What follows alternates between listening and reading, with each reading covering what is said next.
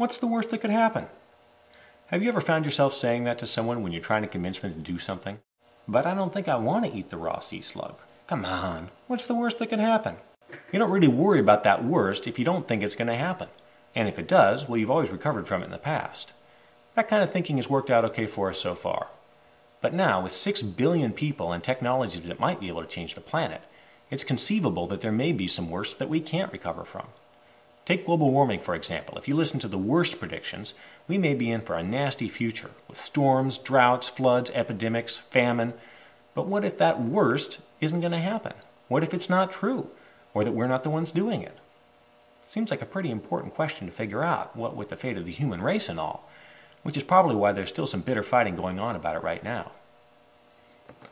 What if I told you I think I've found an argument that makes that whole bitter question of whether it's really happening or not moot? An argument where we don't need to know whether it's true or not in order to still decide what to do or not do. An argument that leads to a conclusion that even the most hardened skeptic and the most panicked activist both can agree on. Sounds impossible, doesn't it? Well, it seems like it to me too, which is why I'm putting this argument out there, to check to see if my reasoning is delusional, because frankly, no one I've shown it to so far has been able to poke a hole in it, and it leads to a conclusion I find inescapable and terrifying. So, here it is. When faced with uncertainty like we are with climate change, it becomes useful to look at the different possibilities for the future in order to be able to compare them side by side. So, one of the first things to look at is whether human-caused global climate change is real or not. There are two basic possibilities, one that it turns out to be false and one that it turns out to be true. Now, this is a key point because this is where we get to set aside that whole contentious debate about whether the globe is warming and we're the ones doing it. We do that by acknowledging that no one can know with absolute certainty what the physical world will do. All reasonable people should be able to admit to the possibility that they might have a mistaken understanding about reality. So, at this point we all agree these are both possibilities. The second thing to look at is what action on climate change do we take. Let's make column A yes for significant action and column B no for little to no significant action. What that gives us is a grid with 4 boxes, each box representing a basic scenario for the future. Let's take a look at what each of those futures might look like.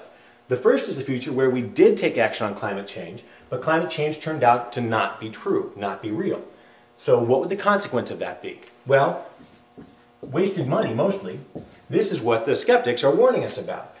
Increased taxation, burdensome regulation, bloated government. Now, for the purposes of contrast, let's take this to the extreme. Let's say we end up with massive layoffs caused by draconian regulation, which sparks a recession, which spirals into a depression, which cascades worldwide, and we end up with a global economic depression, which makes the 1930s look like a cakewalk.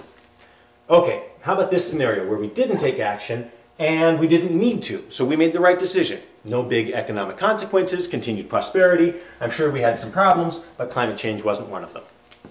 How about this scenario, where we did take action on climate change, and it's a good thing too, because the doomsayers turned out to be right.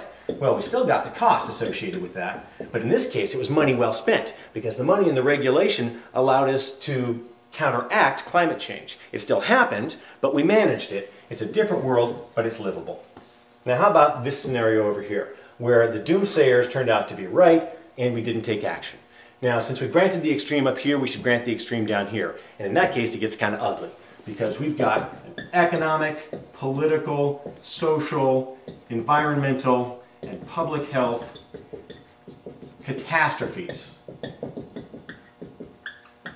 on a global scale. This is your worst case scenario. This is the sea level rising 10, 20 feet, entire coastal countries disappearing, hundreds of millions of people worldwide displaced, crowding in on their neighbors, causing widespread warfare over scarce resources and long-standing hatreds. We've got entire forests die and burn, massive droughts alternating with catastrophic floods. We've got the breadbaskets of the USA and Russia turned to dust bowls, causing catastrophic famines, terrible disease epidemics, spreading like wildfire, hurricanes like Katrina becoming the norm. I mean, this is a world straight out of science fiction. Economic collapse because the global economy has been hit by crisis after crisis. This is a world that makes Al Gore look like a sissy Pollyanna with no guts who sugar-coated the bad news. Okay, so we've simplified things here a little bit. The clue should be the smiley faces. Any diagram with smiley faces certainly has some complexities underneath. And do this yourself. Add the complexities back in. Use pencil and paper and put some odds in here. Use the play with the mild cases, not just the extreme cases on both sides. Put in some intermediates in between these dichotomies. And I think you'll see that the following argument still arrives at the same inescapable conclusion. So here's the argument. You can think of it in terms of row thinking versus column thinking. Our future will fall roughly in one of these four boxes. Now, because climate change may or may not be real, we cannot know for certain which row the future will lie in. What we can know for certain, because we control it, is which column the future will lie in. So it's a bit like buying a lottery ticket.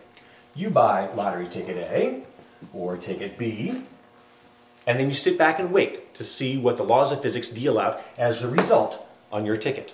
So let's say we pick lottery ticket A. At that point, we're determining that our future lies somewhere between a global economic depression and a different but livable world. So here's a scenario where we made a mistake. We acted when we didn't need to. And here's the cost of that mistake, a global economic depression. This is the risk associated with buying lottery ticket A. Well, that sounds like a pretty scary risk, so let's see if we have a better option over here on lottery ticket B. If we pick column B, and it turns out to be the right choice, then hey presto, we're happy. And if it turns out to be a mistake, what would the cost of that mistake be? The end of the world?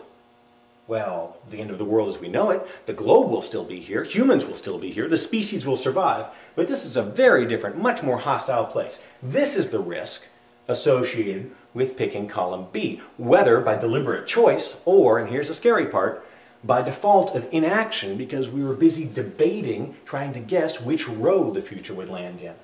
Notice that this cost down here, this consequent, incorporates the threat to the economy that this one up here does, but with some added bonus features as well.